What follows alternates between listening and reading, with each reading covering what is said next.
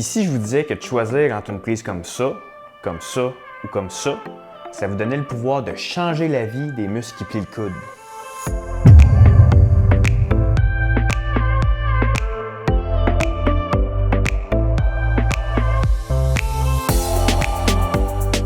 Petit avertissement avant de commencer, ça va être un petit peu plus technique qu'à l'habitude, donc je veux pas pour parler d'anatomie pour expliquer toute la patente, donc tenez-vous avertis. Fait que, il y a 3 types de prises. La prise supination, pompe vers le haut, neutre ou marteau, et pronation, pompe vers le bas. Pour démystifier les différences entre les types de prises, il faut connaître un peu plus l'anatomie du bras, dont les 3 muscles qui plient le coude et les os qui forment l'articulation du coude. Dans notre bras, entre le coude et l'épaule, il y a juste un os, puis c'est l'humérus. Dans l'avant-bras, il y en a 2. Le premier, c'est l'ulna, anciennement appelé cubitus. C'est l'os qui fait le tranchant de l'avant-bras entre le poignet et le coude. Ensemble, l'ulna et l'humérus s'emboîtent ensemble pour permettre le mouvement de flexion-extension au niveau du coude. Le deuxième os, c'est le radius. Puis lui est un petit peu spécial parce qu'il est capable de basculer par-dessus l'ulna. Donc, ils sont soit parallèles ensemble ou ils vont se croiser pour former un X à cause du radius. On pourrait dire que c'est à cause de lui qu'on peut avoir différentes prises au niveau de l'avant-bras. Fait que ça, c'est les os. Pas plus compliqué que ça. À ce temps, on va rajouter les muscles. C'est là qu'on va commencer à comprendre pourquoi le choix de notre prise a une influence sur l'utilisation de nos muscles. On commence par le classique, le biceps ou la boule du bras, qu'on va associer à la prise supination, pompe vers le haut. On sait que son ventre musculaire est situé au bras, mais son attache musculaire est située à la base du radius lorsqu'il est capable de basculer d'un bord puis de l'autre. Quand notre prise est en supination, le point d'attache du biceps est directement aligné avec le ventre du muscle, ce qui est une bonne chose pour tirer. Quand on vient en supination, son point d'attache est basculé sous le radius, donc à la place de former une belle ligne droite, il va plutôt former un J, ce qui n'est pas l'idéal pour tirer. Pour revenir en supination, c'est merveilleux parce que ça va aider le radius à rebasculer de l'autre côté. Par contre, si on veut rester en dehors de la supination, notre corps n'aura pas le choix de se fier aux autres muscles pour compenser son désavantage biomécanique.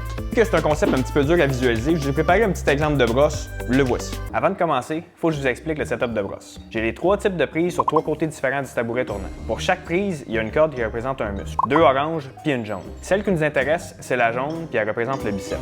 C'est parti. En supination, le biceps est très bien placé pour faire bouger la chaise ou faire plier le coude. Par contre, si je vais en pronation, le biceps se retrouve coincé l'autre bord de la chaise ou sous le radius, ce qui est plus en position optimale pour forcer dans les autres types de prises. On n'a pas le choix de se servir des autres muscles. Si je me sers trop du biceps, automatiquement, la supination va être recréée, ce qui n'est pas l'idéal lorsqu'on veut changer de type de prise. Tu sais, quand je vous disais que j'avais un exemple de brosse, là, ben c'est ça. Tu peux même faire le test en 2 secondes. Supination, boule, pronation, pas boule. Boule, pas boule. Boule, pas boule, boule, pas boule, boule. Bon, le plus compliqué est fait, on passe au deuxième qui est largement plus facile à comprendre. On parle du brachioradial en prise neutre. Le brachioradial, c'est un muscle qui est situé dans l'avant-bras, qui va être attaché sur le côté du poignet, qui va traverser l'articulation du coude pour aller chercher son attache sur l'humérus. En prise neutre ou marteau, le biceps est déjà moins bien placé pour forcer. Par contre, le brachioradial est parfaitement positionné pour compenser lors de la flexion du coude. Ce qui nous amène au petit dernier, le brachial en pronation.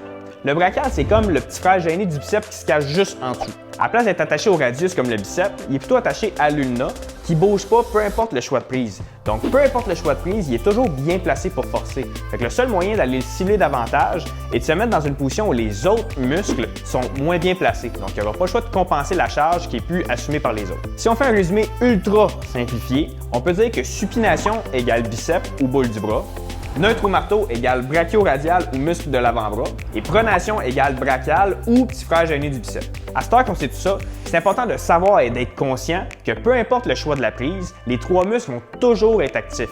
Par contre, leur pourcentage de participation va varier en fonction du type de prise choisi. Puis ça, vous pouvez le constater rapidement avec un petit poids, puis en changeant de prise d'un bord puis de l'autre, et un petit peu d'autopalpation. Donc on apprend notre corps aujourd'hui. Biceps, oui, neutre, brachioradial, on voit bien, pronation, oh, le biceps est descendu, donc j'ai plus accès au brachial, good to go, je peux jouer avec ça toute la journée, l'événement est incroyable! OK, à ce temps qu'on comprend tout ça, il reste juste à savoir pourquoi on utiliserait une prise plutôt qu'un autre. La réponse plate, c'est que ça dépend. Ça dépend si tu as des objectifs d'entraînement en lien avec l'esthétique, en lien avec la mise en forme générale, ou si tu as un objectif d'entraînement précis à travers tes entraînements, comme par exemple devenir meilleur dans un sport comme l'escalade. De façon générale, on veut entraîner la prise qu'on a utilisée le plus par le biais de notre travail et ou de nos sports pratiqués. Outre le type de prise, il y a plusieurs autres modalités à considérer en fonction de vos objectifs. Donc, je vous encourage fortement à aller consulter un kinésiologue ou un entraîneur certifié qui va vous aider à aller vers le droit chemin. Fait que tout ça, ça fait le tour pour ce qui est des types de prises. C'est un petit peu plus technique qu'à l'habitude, puis une sacrée job de montage. Donc comme d'habitude, si vous avez aimé la vidéo, j'encourage à aimer la page. Si c'est déjà fait, vous pouvez m'aider en invitant vos amis à aimer la page, partager le contenu et je vous dis à la prochaine.